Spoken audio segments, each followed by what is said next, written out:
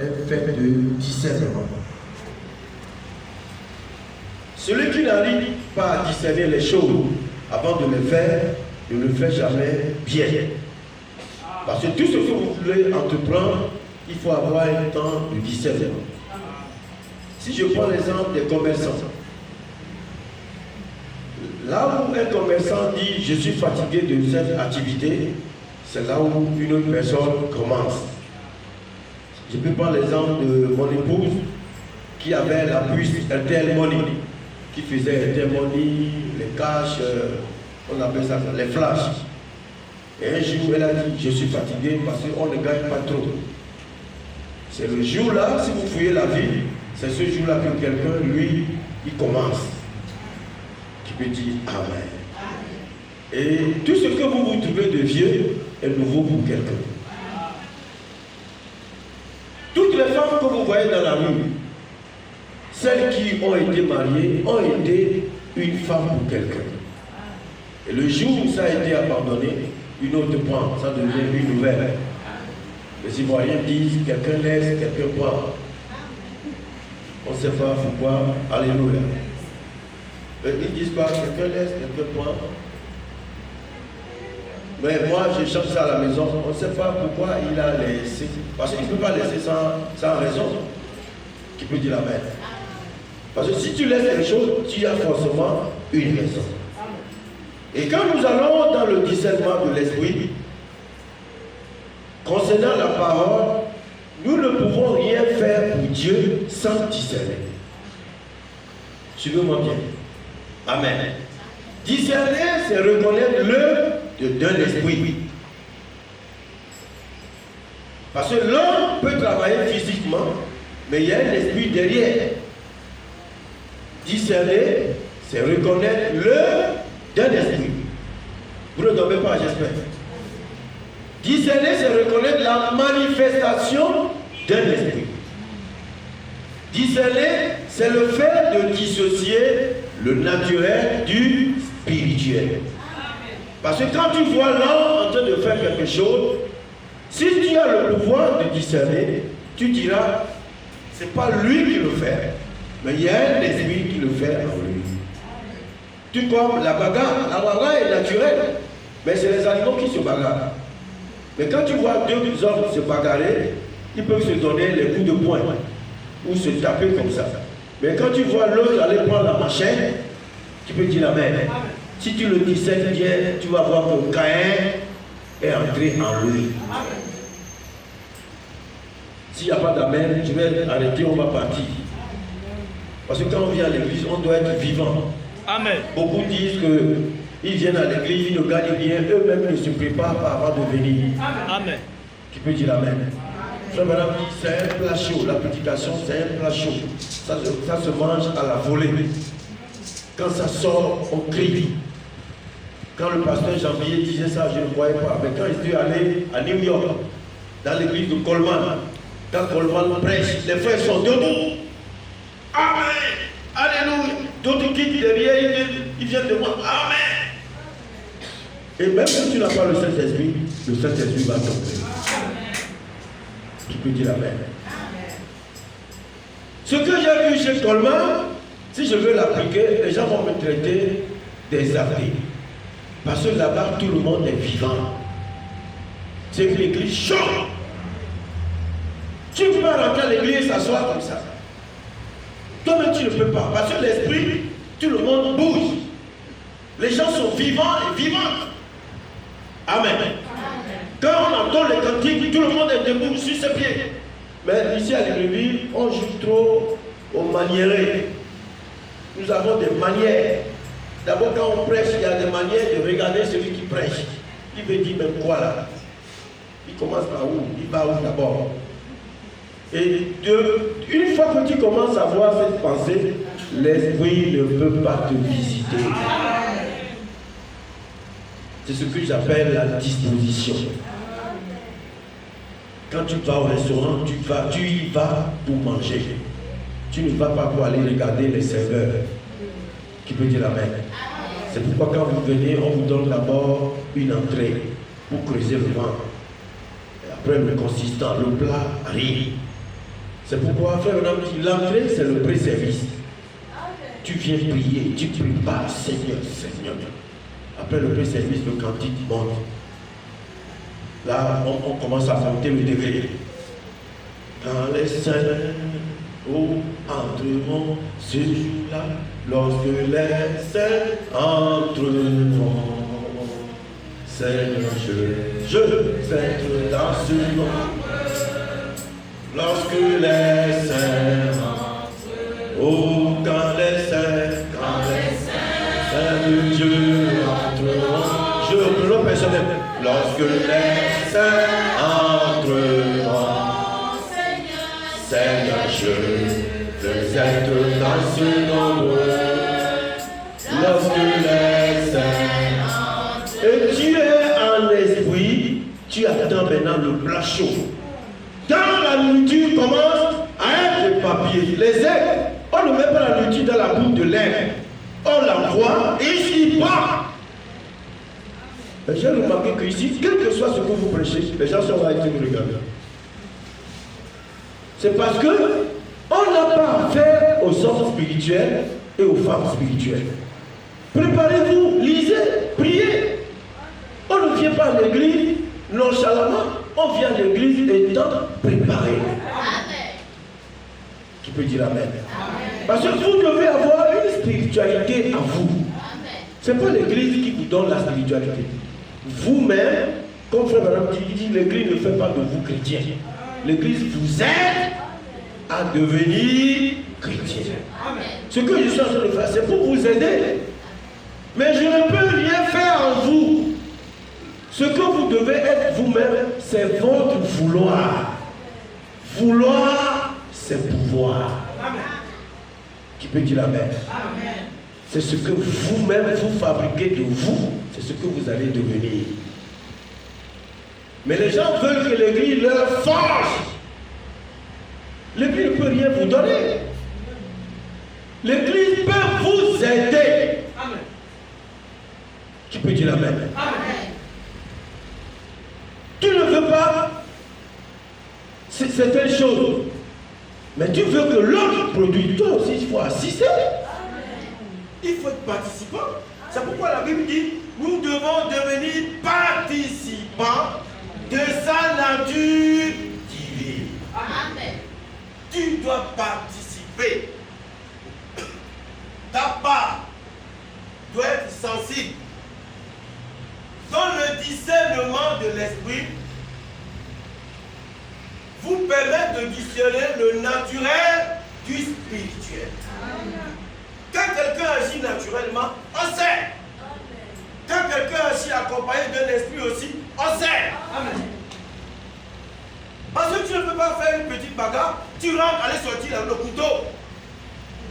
Tu rentres, tu sors la hache sur un humain. Amen. Tu sors la machette. On sent que ce n'est pas le Dieu d'Abraham qui t'inspire. Amen. Tu es inspiré par... Vous connaissez? Amen. Alléluia. Amen. C'est pourquoi je dis ici, discerner, c'est reconnaître le fait de dissocier le naturel du spirituel. Frère Madame m'a parlé de Moïse. Ici, vous regardez Moïse, ce n'est pas Moïse qui a fait l'œuvre qu'il a fait. Frère Madame dit, c'est Jésus en Moïse. Amen. Il dit, Moïse pouvait même devenir roi en Égypte. Quand Dieu voulait tuer les enfants d'Égypte, il dit, Moïse a pris la part. Amen. Amen. Le fait qu'il allait prendre la part, il dit, Seigneur, tu me tueras ou tu marcheras sur moi avant d'aller les tuer. Le Seigneur a dit, je vais les détruire. Alors il a dit, Seigneur, si tu trouves 10 personnes justes, vas-tu encore les tuer? Il dit, non, je vais les tuer. Si tu trouves 20, je vais toujours les tuer. Il dit encore 30. Le Seigneur dit non. Vous savez le nombre sur lequel ils sont arrivés? 50. Oh, alléluia. Amen. Là, Frère Madame dit, quand nous discernons, nous voyons que ce n'est pas Moïse qui a fait cette chose-là. C'était Dieu en Moïse. Amen. Qui prend la part des autres. Amen. Dieu ne veut pas qu'aucun périsse, mais que tous arrivent à la repentance. Alléluia. Le discernement. Ça vous permet de discerner le charnel du surnaturel. Le discernement, c'est l'inspiration de l'effort personnel. Celui qui se consacre. Comme Pierre. Je vais aller plus vite. Comme Pierre. Quand Jésus était sur la terre, Jésus a posé la question à tout le monde. Qui dites-vous que je suis? Ça c'est le numéro 1. Question numéro 1. Question numéro 2. Qui leur dites-vous que je suis? Sans discernement, beaucoup ont répondu. Tu es l'un des apôtres, tu es le prophète, tu es ceci, tu es cela. Mais celui qui a eu le temps de discerner, c'était qui? Pierre. Qu'est-ce que Pierre a dit? Il dit, tu es Christ. Quoi? Tu es Christ, le Fils du Dieu vivant. Alors, Jésus a regardé Pierre autrement. Il dit, ce ne sont pas ta chair et ton sang qui t'ont révélé cela. Mais c'est mon Père qui est dans les cieux. Amen. Donc on sent que Pierre a dû voyager, aller contacter les génies de la révélation, et on lui a révélé qui ils avaient devant eux. Amen. Oh, alléluia. Amen. Vous êtes d'accord avec moi? Amen. Quand il vous arrive de dire certaines choses qui sortent de l'ordinaire, on sait que ce n'est pas vous. Celui qui a l'esprit de discernement, c'est que ça, ce n'est pas toi. Toi, tu n'es pas capable. Parce qu'on sait là où le naturel s'arrête. Le naturel s'arrête aux choses naturelles. Mais quand vous sortez du naturel, on sent que là, vous revenez d'un voyage. Oh, alléluia. Tu es Christ, le Fils du Dieu vivant. Comment est-ce que Pierre a su qu'il est Christ, le Fils du Dieu vivant? Oh, alléluia. Parce que la chair et le sang, c'est du naturel. Amen. Amen. Mais ce qui relève de l'esprit, c'est le spirituel. C'est Dieu lui-même qui vous parle, qui vous révèle les choses. C'est pourquoi je dis ici, le discernement, c'est le fait de dissocier le naturel du spirituel. C'est le fait de dissocier le vrai du faux. Dieu a créé des gens comme ça. Quand ils arrivent dans une situation, il peut vous dire, voilà, c'est comme ça. Les gens peuvent contredire, fabriquer. Lui, il dit non, c'est comme ça, c'est comme ça. Pourquoi? Ils ont l'apport de Dieu lui-même. C'est l'inspiration de l'effort personnel, le lien du mal entre le bien et le mal. Alléluia. Donc quand l'inspiration frappe sur vous, ou quand vous êtes disposé à avoir de l'inspiration, vous pouvez discerner. Pour gagner du temps, quand nous regardons William Marion Branham, nous regardons ces histoires, si on vous laisse le temps d'aller discerner, pour ne pas parler comme les autres, si vous êtes accompagné du Saint-Esprit, vous direz, ce n'était pas William Marion Branham, c'était Jésus en Branham. Parce que tout ce que Branham a fait lui-même ne peut pas le faire. Amen. Il ne peut pas demander à un enfant la couleur des cieux qu'il veut. Quelle couleur? Tu peux dire Amen. Amen. Il ne peut pas recevoir un coup de fil et prendre le combiné et recomposer le numéro alors que le numéro n'apparaît pas. Amen. Je ne sais pas si vous connaissez l'histoire. Quelqu'un a appelé sur le téléphone fixe. Après, il reprend le téléphone. Il appelle le numéro, le même numéro qu'il a appelé. Il dit à un frère qui n'a pas le Saint-Esprit. Il a dit au frère qui n'a pas le Saint-Esprit. Le frère qui devait marier sa fille.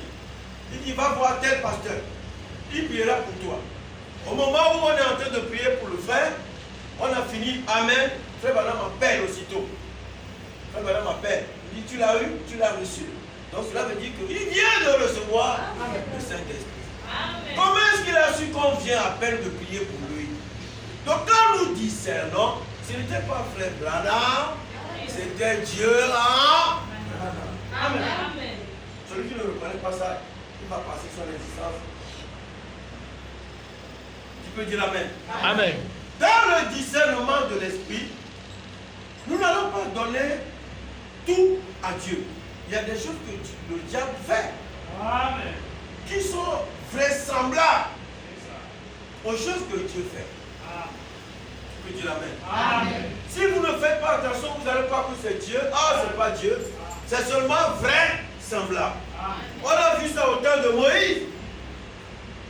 Quand Moïse a jeté son bâton, les magiciens aussi ont jeté les leurs, qui sont devenus serpents. Et si tu étais là, tu allais dire, oh Dieu, je te connais. Toi, je te connais. Moi, je ne veux pas te connaître, mais toi, je te connais, toi. Tu peux dire Amen. Tu allais voir que c'était Dieu qui jetait le serpent inverse. Tu peux dire Amen. La différence, c'est que frère madame nous a dit, le bâton que Moïse a jeté est devenu le serpent des reins. Amen. Les leurs ne sont pas devenus les serpents des reins. Oh. Amen. Alléluia. Alléluia. Amen. Le discernement de l'esprit. Quand vous voyez un pasteur,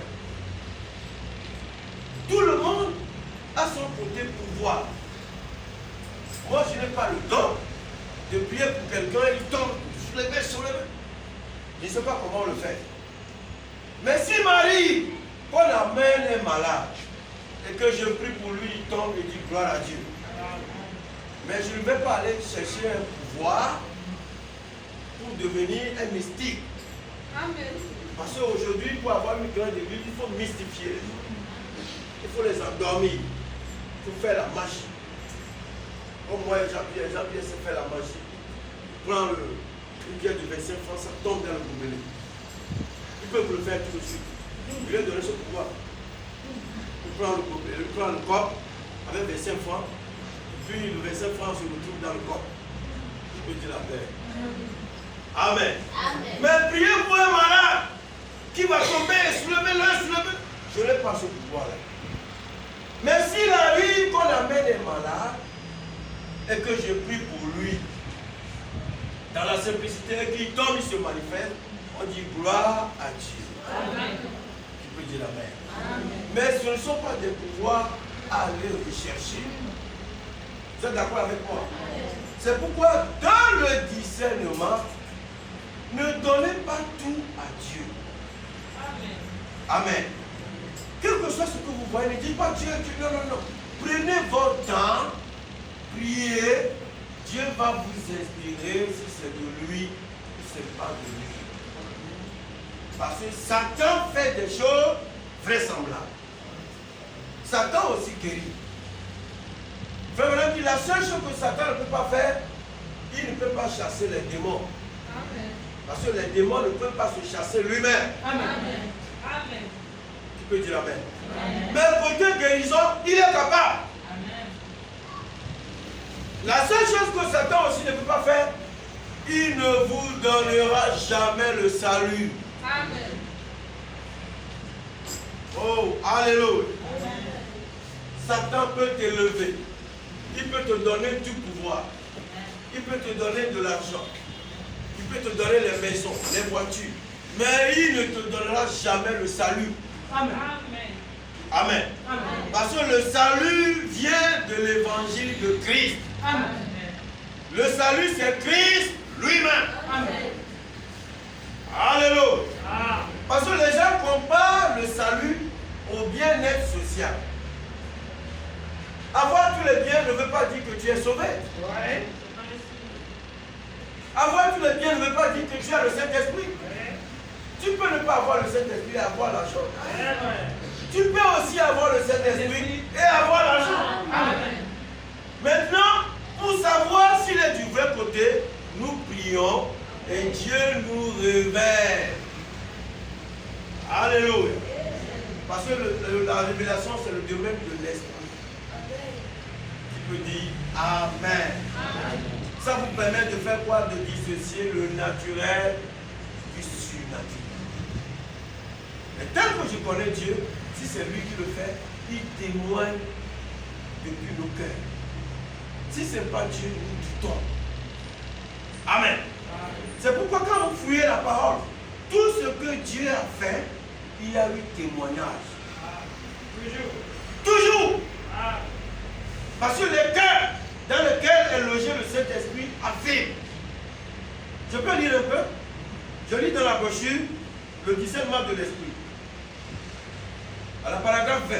On dit, nous prendrons par exemple Moïse, le grand prophète. Et nous verrons comment cet homme n'avait absolument aucun motif égoïste. Parce que si tu as un motif égoïste, avant de commencer, on sait que c'est le diable qui est derrière. Amen. Qui peut dire Amen? Amen. Il dit, il aurait pu être roi d'Égypte. Il aurait pu avoir le monde sous ses pieds. Mais parce qu'au fond, il était prophète. Il refusa d'être appelé le fils de la fille de Pharaon. Si c'est toi à faire Wally, tu vas faire comment? Parce que si tu acceptes d'être appelé le fils de la fille de Pharaon, tu as le palais, tu as le plat royal, tu as le lit royal, tu as la chaussure royale, tu as la robe royale, tu as la parole royale. Quand tu parles, les gens exécutent la parole royale. Oh, alléluia. Amen. Tu auras la démarche royale. Quoi encore? Donnez-moi les choses qui sont royales. Tu auras le regard royal. Mais lui, il a refusé d'être appelé le fils de la fille du Pharaon. Nous commençons à discerner l'esprit qui est en lui. Amen. Amen. Et si c'est moi, j'allais accepter. Oh. Qui d'autre n'allait pas accepter? Avec le temps qui court à Libreville. Le temps de misère. Pour le sac de riz est à 9500. Moi j'acceptais. Je n'achète plus le riz. J'ai des grands corps qui me servent. Mais quand Moïse refuse ces atouts-là, quand nous regardons Moïse, quand nous scannons, alléluia, discerner c'est encore scanner. Quand nous scannons la vie de Moïse, nous voyons que Moïse lui-même ne peut pas refuser ces atouts-là. C'est impossible. Quand Moïse refuse, moi ça m'a tiqué, j'étais rentré à la maison, il dit quoi? Comment Moïse peut le refuser? Mais après Dieu me dit, Moïse a refusé parce que Dieu était en lui. Alléluia. Mon frère Raphaël, tu allais faire le choix. Parce que l'homme se prend du côté du bonheur. Mais l'esprit se prend du côté du non-bonheur. Parce que l'esprit lui-même force bien. Vous êtes d'accord avec moi? Il aurait pu être roi d'Égypte. Il aurait pu avoir le monde sous ses pieds.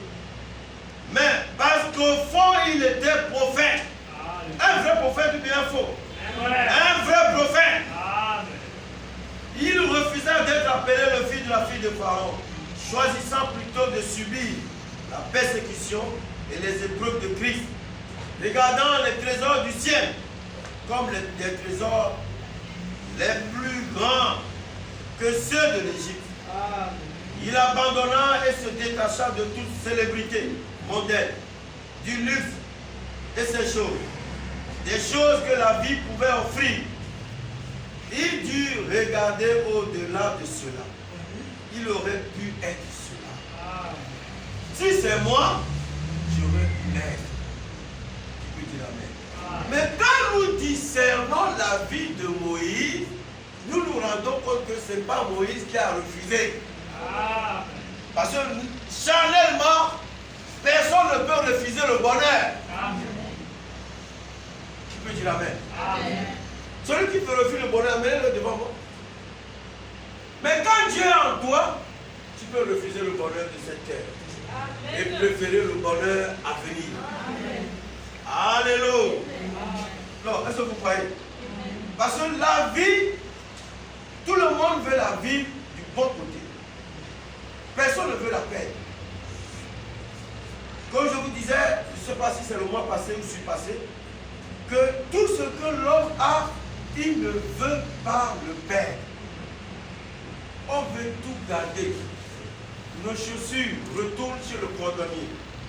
On scie, on refait la semelle, on coupe. On met ça à prendre. Parce qu'on ne veut pas la perdre.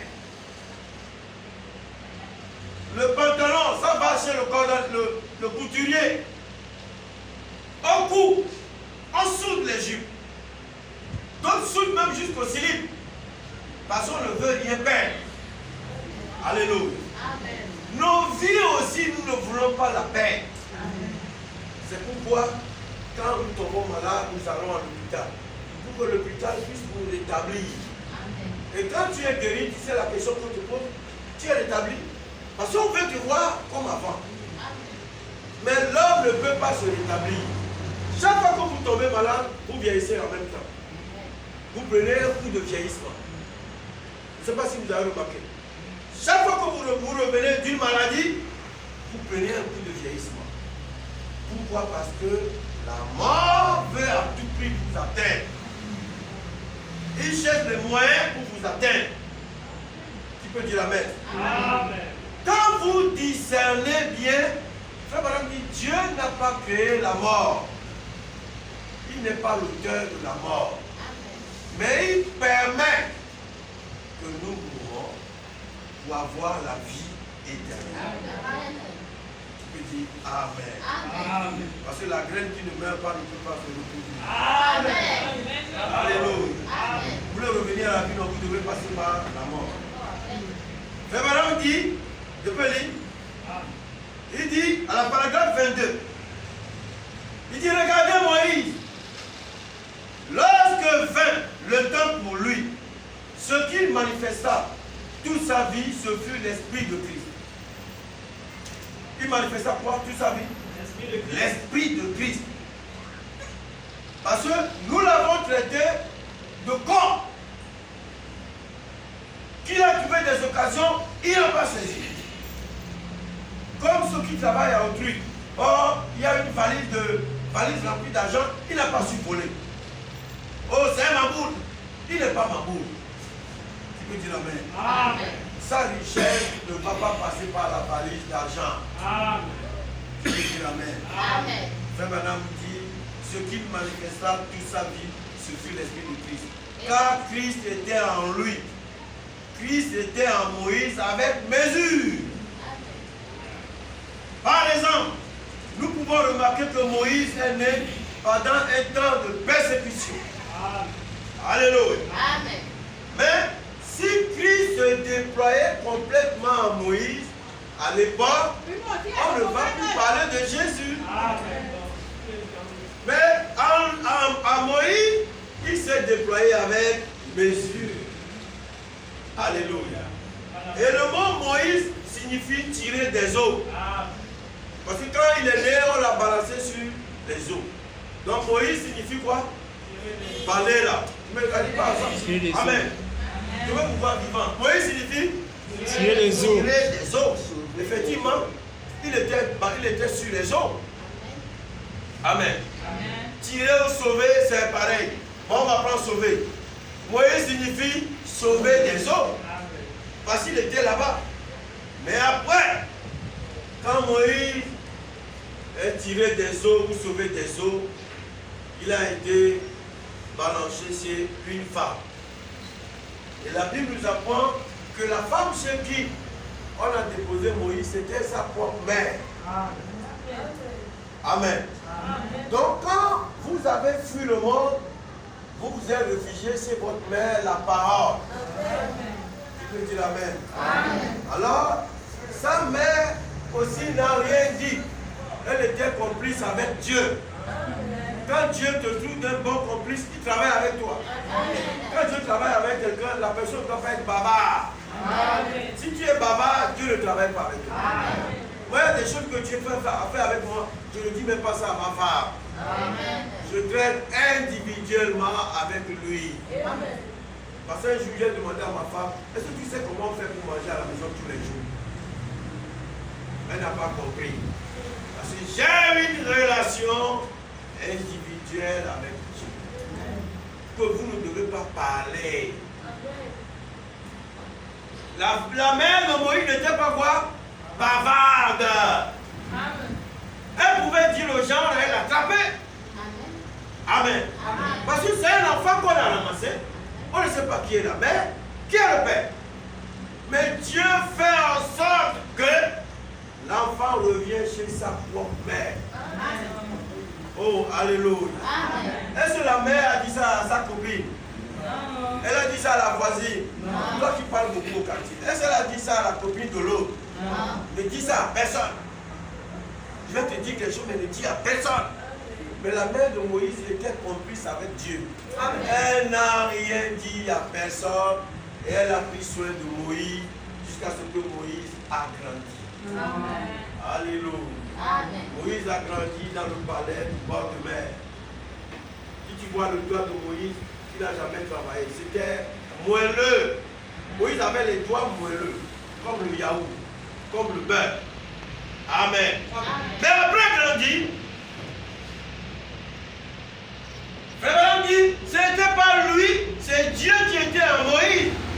C'est pourquoi Moïse pouvait devenir roi, il pouvait prendre la place du pharaon, il pouvait dire que ce soit, mais il n'a pas voulu parce que Christ était en partie en lui. Amen. Oh, alléluia. Rien ne lui sautait aux yeux. Les voitures, les belles maisons, rien n'impressionnait Moïse. Si toi, quelque chose t'impressionne plus que la parole, on sait qui est à toi. Amen. Tu peux dire amen.